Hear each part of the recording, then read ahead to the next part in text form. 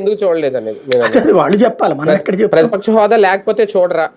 నేను చెప్పే పాయింట్ ఏంటంటే ఇక్కడ ప్రతిపక్ష హోదా ఉన్నా లేకపోయినా ఓ పార్టీ అధ్యక్షుడు 40% ఓట్లు తెచ్చుకున్నటువంటి వాడు. ఇంకోటి రాష్ట్రంలో ఇంకా అతను తప్పించి ప్రతిపక్షం ఎవడున్నారు?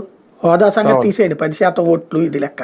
లెక్కనైతే రాహుల్ గాంధీకి ప్రతిపక్ష హోదా లేదు, 2 టర్మ్స్ తీసేయాలిగా. సెక్యూరిటీ అదే కదా, ఉండకూడదు కదా.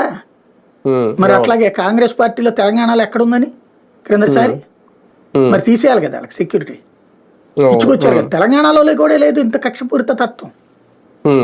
సరే విమర్శలు ఉంటాయి, గొడవలు ఉంటాయి, ఇవి ఉంటాయి, కానీ మనుషుల్ని ఎలిమినేట్ చేయాలనేటటువంటి సిస్టమ్, మనుషులకి భయపెట్టాలనేటటువంటి సిస్టమ్ ఈ స్థాయిలో అయితే లేదు అక్కడ కూడా. ఇందులో మరో కోణం కూడా ఉందా? జగన్మోహన్ రెడ్డి గారి గొంతు ప్రజలకు వినిపించకుండా, ఎందుకంటే అసలు కాన్సెప్ట్ ఏంటి అంటే అక్కడ మనం దీని మీద ఎంతసేపు మాట్లాడుకున్నాం. అసలు ఏంటి, రైతుల గురించి ఆయన వెళ్ళారు, మిర్చి యార్డ్లో అక్కడ మిర్చి ధర గురించి, లేదంటే ఈ మధ్య కాలంలో ఈ కూరగాయలు పండించే రైతులు కూడా, ఎందుకంటే ఆర్బీకేలు ఎప్పుడైతే నిర్వీర్యం అయిపోతున్నాయో రైతుల పరిస్థితి అధ్వానంగా మారిందనేది అసలు విషయం. ఎందుకంటే అక్కడ ఆయన వాయిస్ చూసి నిన్నకి ఇవాళకి మీరు డిఫరెన్స్ చూస్తే ఆయన గొంతు చించుకొని అరుస్తున్నారు, గొంతు ఒక రకంగా పగిలిపోతుందేమో అనిపిస్తుంది, కానీ ఆ వాయిస్ ప్రజల్లోకి వెళ్ళట్లేదు. ఈ దొమ్మి చుట్టూ ఈ గోల ఈ కేకలు ఇవే తప్ప అవేం వినిపించట్లేదు. ఒక రకంగా ఇది కూడా ఒక వ్యూహమా, ఒక కొత్త కోణమా, ఇలా వదిలేస్తే అసలు వాయిస్ జనాల్లోకి వెళ్ళదని?